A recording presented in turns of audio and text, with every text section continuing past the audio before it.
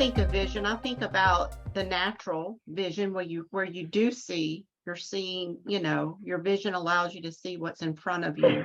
But then I think of the spiritual vision where it can be where you're seeing, but it's also can be a knowing. It can also be the internal feeling, of what's wrote on your scroll and the vibration, the frequency of all that's on the inside. That could be part of your vision. And I feel living, living, the vision actually is like the breath to me.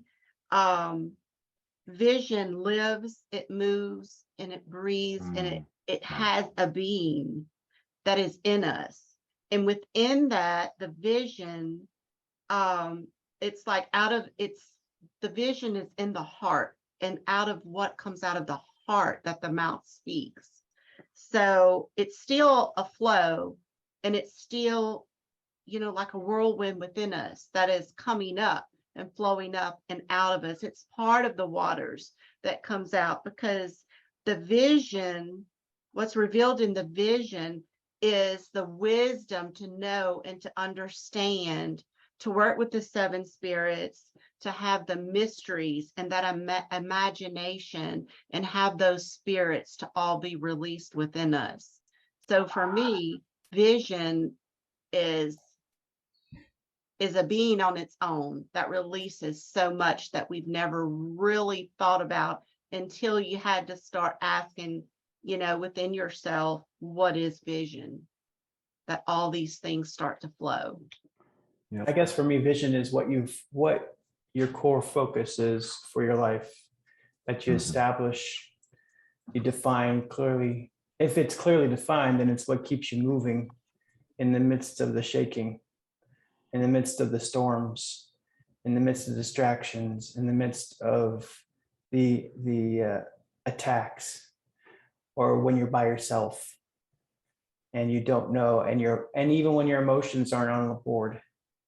You have vision that says, I will do this even though I don't feel like it, even though everything's against me. It's what protects you from the Job syndrome when you have it fully defined. Vision. I think we have to remember too that vision is not the same as the goal or the objective. The goal and the objective is the outcome. Vision is who we are and what we are. Right. Vision gives us purpose. We are vision. We are vision. Yep. The objective and the goal is the expression of what's in us and the frequency that we bring. And what unlocks this all, and what we're doing is we're fulfilling. We're ATS. We're all operating, and we're operating out of Isaiah 61.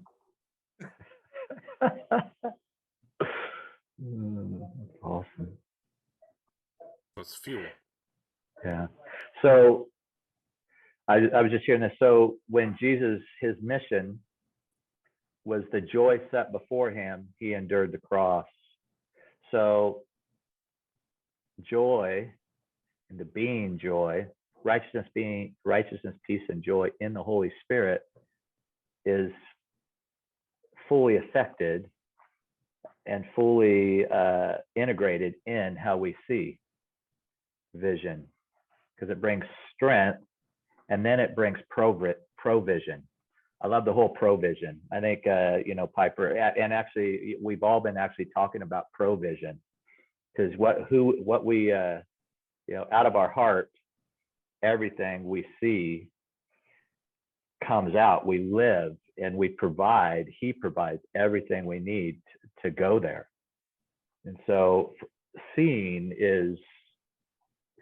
such a huge deal, and the lens we see through is such a big deal, especially in this day and age. When you said seeing is so important, I just remembered this morning when I was engaging with Father, and I was desiring to have more clarity of my vision while engaging them, to see the definitions of their faces and their beings. And he was like, why is that important to you? I'm like, oh, here we go. And I won't unravel the whole conversation, but the conclusion of this conversation, and that will roll into future ones, was essentially that seeing is beyond just sight. And then we need to learn to see through frequency, via frequency. And he says, the way I show myself to you is going to change. So you cannot stand and plant a flag on this one particular image. This is why I told Israel not to build graven images. And so he said, you're going to need to understand how to see through character. You need to understand how you see through my principles and how I am, my character is consistent across the vision or the illustrations of myself.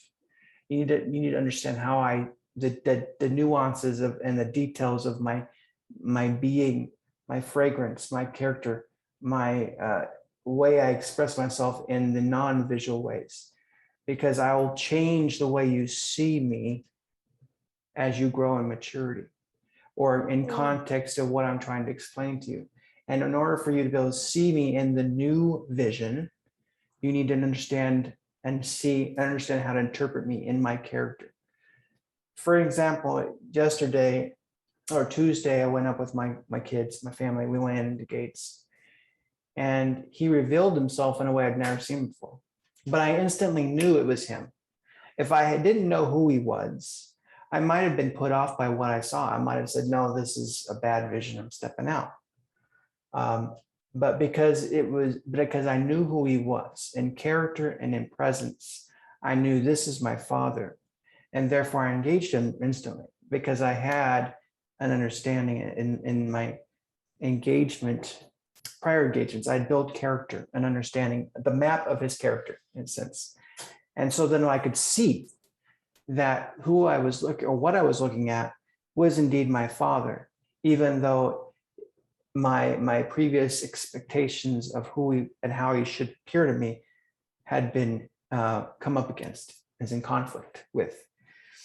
And because I was able to see him in the new way, I was able to continue with him in what he wanted to show me. And it unlocked this whole package, this whole understanding, this new way of thinking. And it was really cool, honestly.